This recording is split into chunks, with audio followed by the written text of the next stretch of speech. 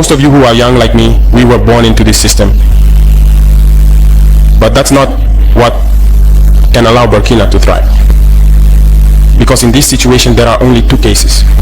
Either we accept to fight, or we remain slaves forever. I told you once, there are those who are slaves in their minds. They can only serve their master. And those people try every time to manipulate you. You must advise each other. Because every situation can be exploited by these enemies of the nation to try to discourage you, to demotivate you. So, you must advise each other and not pay attention to certain remarks, even on some media. Not everyone is obliged to be patriotic. You are the first patriots. Mr. President, there has been a long discussion about how long you will stay and when you will organize elections. How long will the transition last? Is it today? Do you have an answer to this? Or do you think it is not a priority? For you, how long will Captain Ibrahim Traore be in charge before organizing elections to step down? I was going to ask you a question in return before answering you. I'm not here to answer questions. Sir, it's a debate. It's nice. If today, in 6 months, we decided to abandon the people, you, as a very objective man, aware of our situation, what would you say? What would your comment be?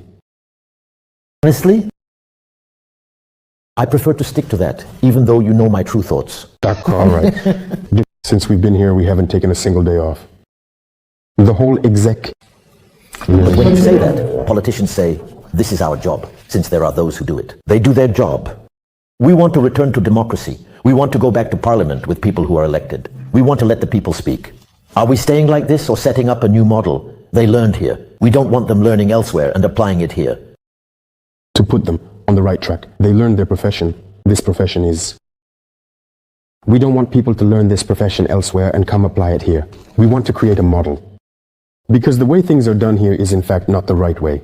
For you, sir, President, there's no question of talking about organization, about elections and transition. Yes, we're going to organize the local elections right now.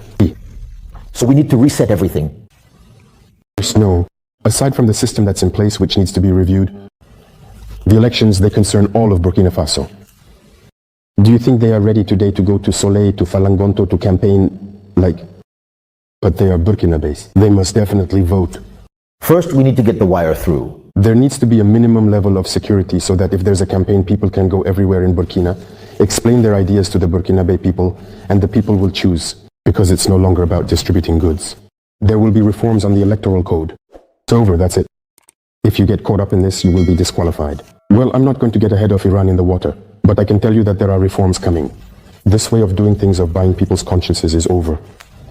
Our mission is to awaken people's consciousness so that they never accept this again. If you think you can govern the country, you need to explain your political program. What are you going to do? And maybe after a while, the people will evaluate whether you should continue your term or not. In short, we won't say everything, but there will be reforms in the electoral system. I know a lot of us are going to be shocked. Here is the latest development about the government of Burkina Faso under the leadership of Ibrahim Traore.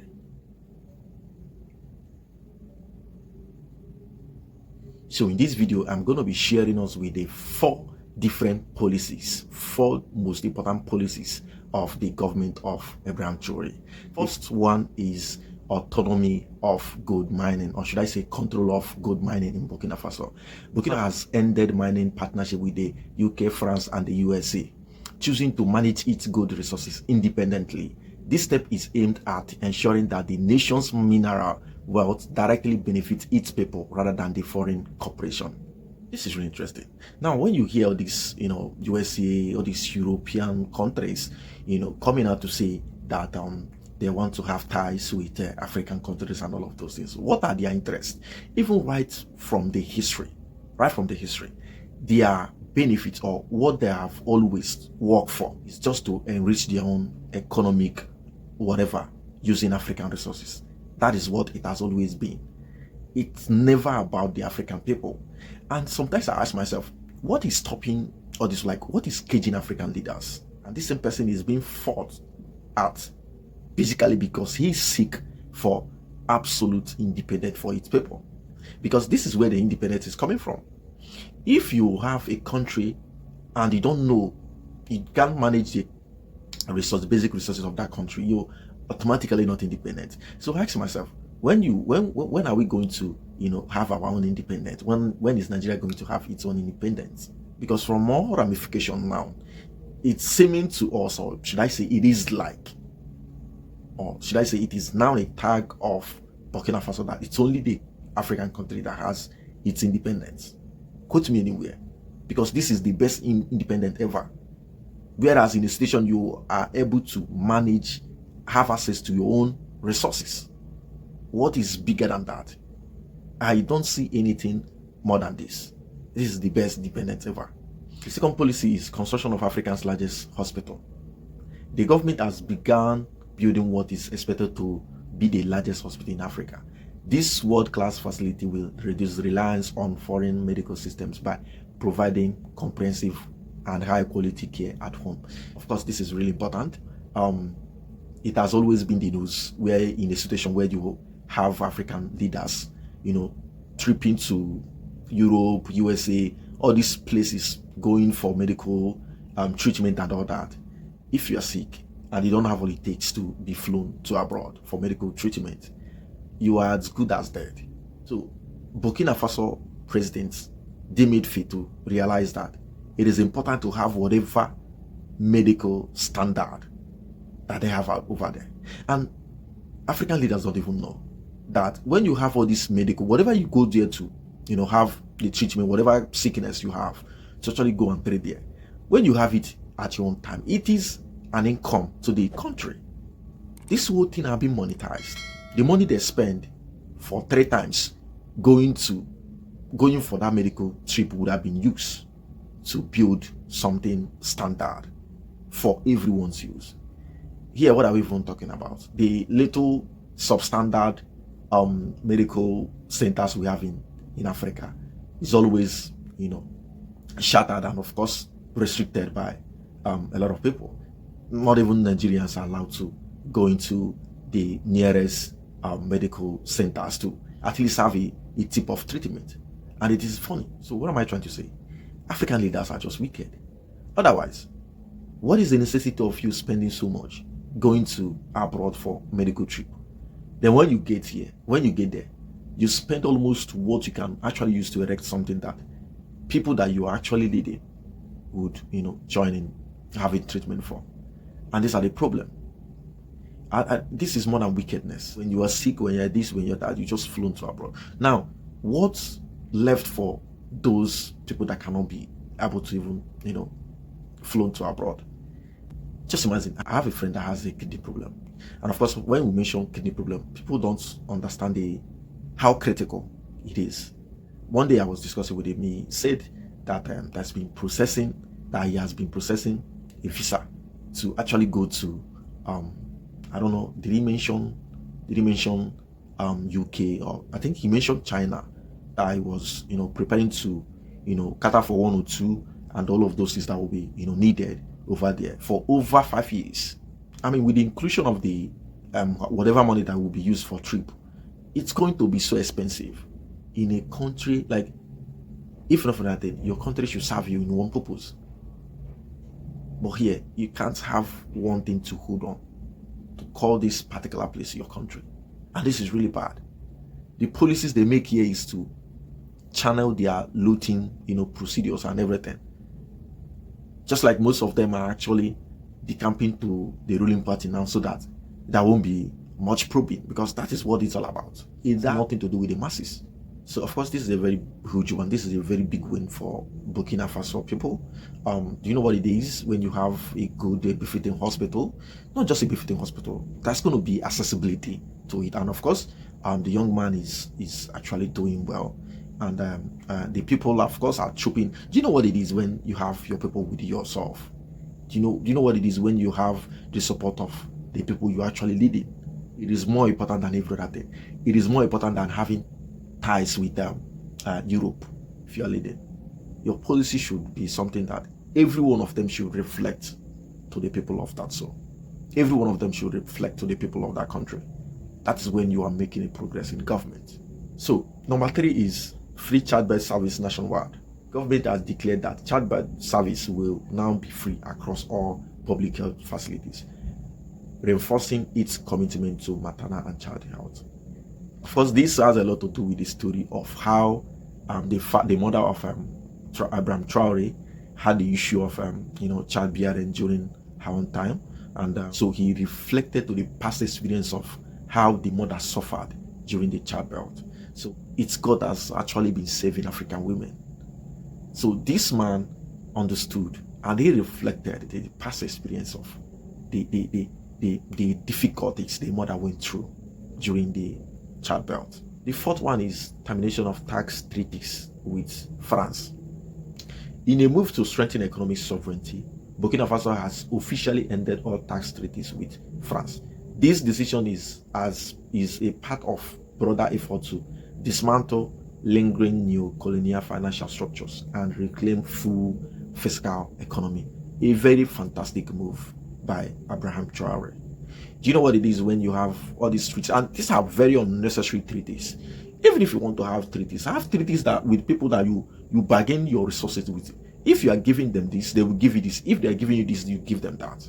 It is as simple as that. And this is what they don't want. You have your own resources. They will come to you. They will mine it. They will give from what they are mining. What? African, when are we going to wake up? Doesn't mean African leaders, let me say, they are allergic to absolute independence.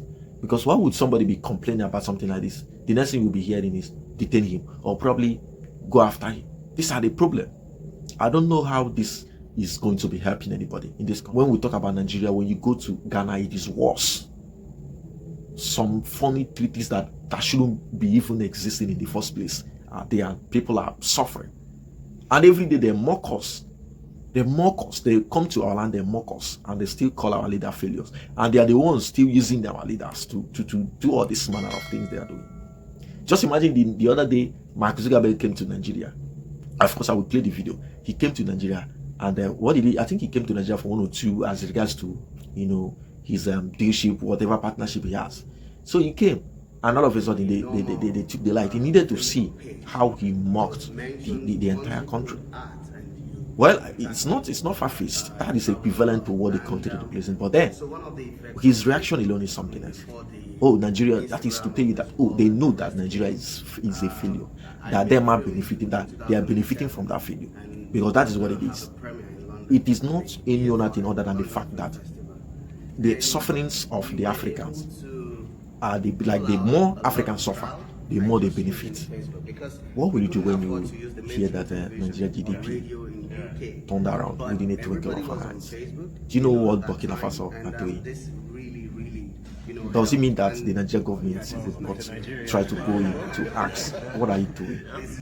That you were able to gain this kind of ground you've gained economically. Let's read the news. Remarkable economic growth.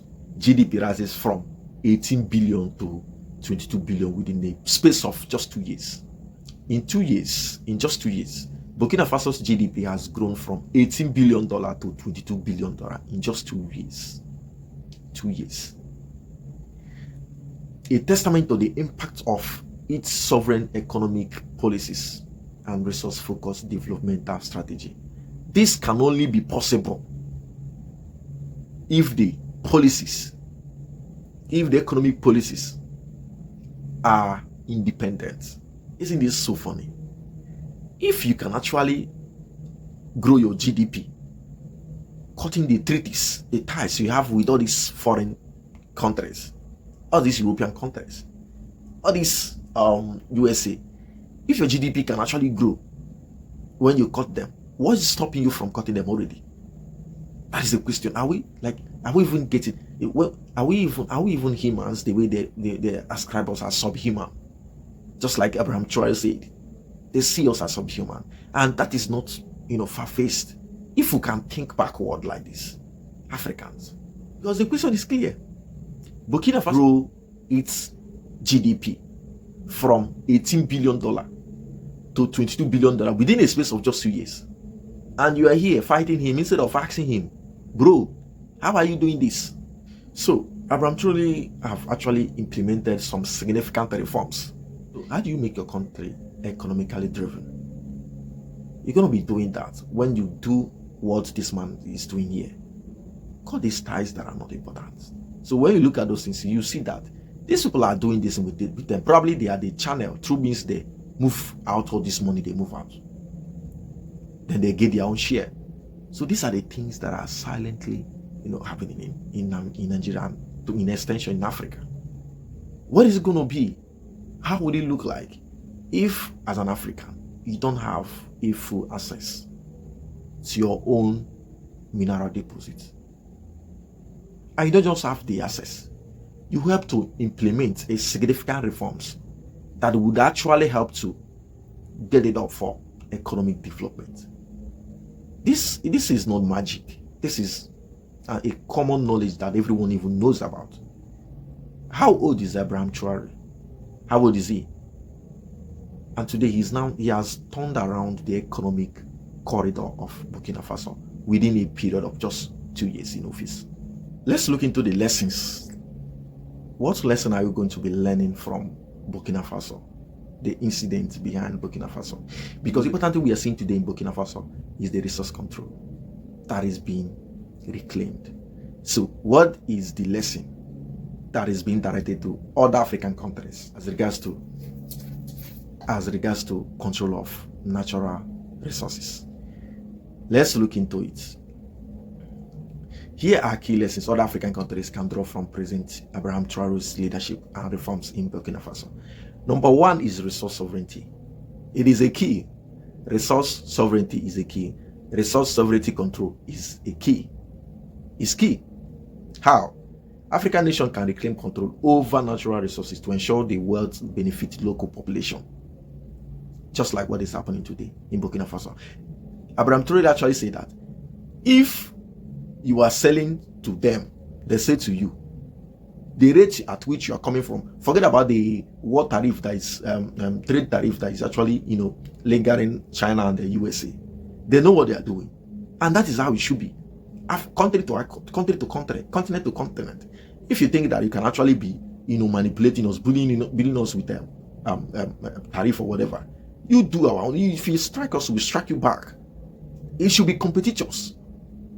It should be competitors. You don't do it in bullying us, and you can only bully us when we don't have what it takes to confront you, which you've continued to make sure that we are down with. So resource control is key. Burkina Faso, in this regard, nationalized gold mining and halted raw exports to prioritize domestic value addition. That's number one. Number two, invest in people-centered infrastructure. Listen, building hospitals, roads, schools that serve citizens' immediate need, strengthening the national capacity. It is as important as this. Just like the instance I made when I referred to medical trip.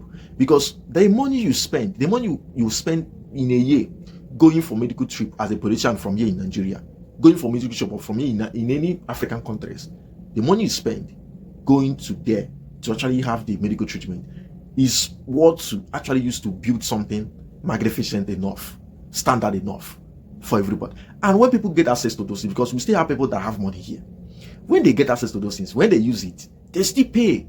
That alone boosts the economy of the nation. It shouldn't be. It's not a magic. I don't know. Like, it's not a magic. It's not too much. This is simple mathematics. It's a simple statistics. For example, Burkina Faso construction of Africa's largest hospital and major road airport projects to enhance connectivity and service delivery. How many international airports do you have in Nigeria? And it's not as if people don't travel. So, in what way are you, when you say you are pulling out policies, what policies are you actually? Are you pulling a sharing formula policy that is just helping enriching only you and you alone? Like this, I continue to call this wickedness, like a complete madness and wickedness at the same time. Let's hold up. Number three, economic independence can be empowering. Economic independence can be empowering. And let me tell you, I don't blame some other African countries, because when you have treaties with all these foreign countries, all these people, when you have treaties with them, when you have ties with them, you wouldn't have it. You wouldn't have the medium to actually have this whole content of development. You don't have it. It is when you have it that you ask about to do whatever I want to do. Any decision I want to take, you can't do it. So talking about the economic independence can be empowering. How? Reducing dependency on foreign aid and institutions like IMF, World Bank fosters economic sovereignty. How many times have Burkina Faso rejected lots of loan from IMF and World Bank? This help. But in Nigeria, when you say anytime you hear loan, they will queue up for it. And this is digging our economy down. This is digging our economy so bad. Burkina Faso has rejected external loans and focused on internal revenue generation debt payments. In fact, they are even paying the ones that, all these ones that they elected through democracy, as they call it, actually borrowed. Just imagine. Isn't this funny? Number 4, bold healthcare reform saves lives. Governments must prioritize healthcare access and maternal care. Burkina Faso, for example, free childbirth in public hospitals and deployment of mobile clinics to remote areas. Of course, we've talked about this. 5, rebuild national pride and identity. Listen, cultural identity and sovereignty matter in governance. Of course, it does. For example, in Burkina Faso, it replaced colonial court attire with traditional clothing and terminated foreign military presence. Well, I don't think this is that important, but then, whatever it is, if this can actually, help up to queuing economically, they are seeing it, because when you talk about the raw materials, I don't think most of these materials that are being made for army camouflage are actually for actually within the horizon of African countries. So they now deem it fit. Of course, you see the kind of camouflage that Ibrahim Traore puts in, that is locally made within Burkina Faso. So it's being replaced. It's being replaced with the traditional clothing. Of course, that is the traditional clothing in Burkina Faso. Number 6, leadership requires sacrifice and fairness. Listen, true leadership involves shared sacrifice and justice. Of course, this is a huge sacrifice coming from Ibrahim Traore. Cut ministers' salaries by 30% while increasing civil servant wage by 50%. This is really, really important. Of course, people that are actually working so hard. Imagine the military men. When you look at them, they hardly build good houses, send their children to school. There's this good customer of mine that do come to me. Sometimes he comes, he'll be like, my child is at the hospital. In fact, at some point, he had to pay for just ordinary appendix cuts to actually remove appendix from the child. He could not sort out the money. A military personnel and some other paramilitary, they are underpaid, and that is affecting the country directly and indirectly. Let's always learn to tell ourselves the truth. So increment of civil servant salary should be made mandatory and as soon as possible, and it should be taken serious. Agriculture and local industry must be empowered. Agriculture shouldn't be something to be undermined. When I watch these people talk about appropriating billions of naira into some other unimportant areas, whereas agriculture as the key important. In fact, what is again? If we have petroleum that's been hijacked, the next thing should have been agriculture.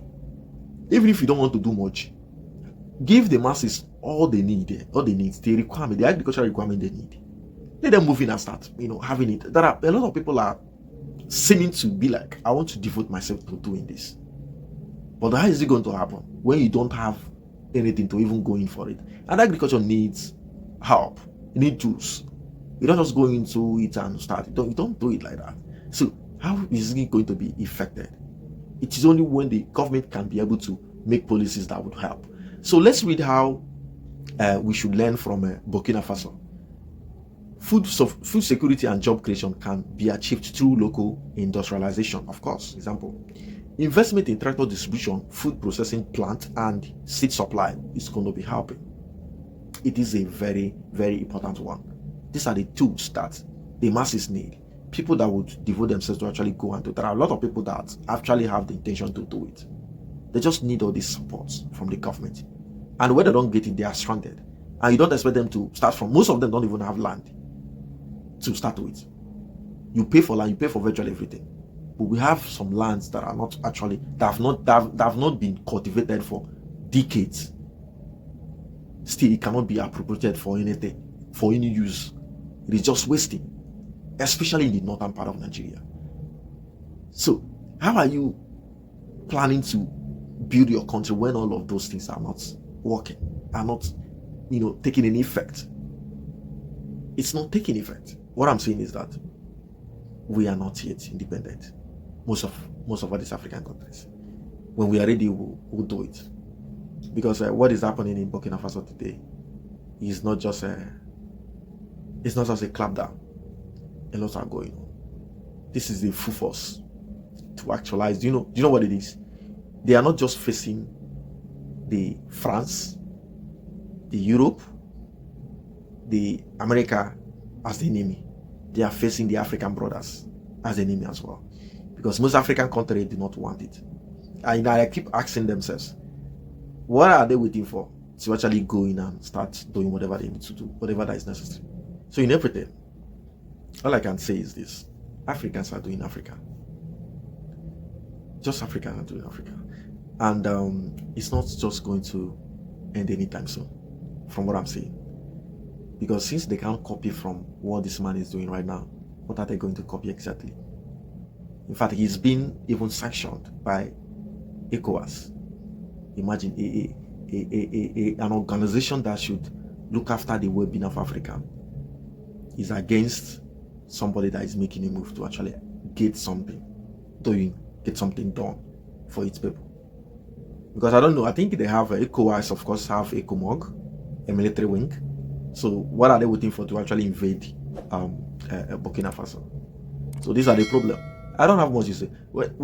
Africans don't even need to think much for what they have. There are resources over there everywhere. They are not just being, managed.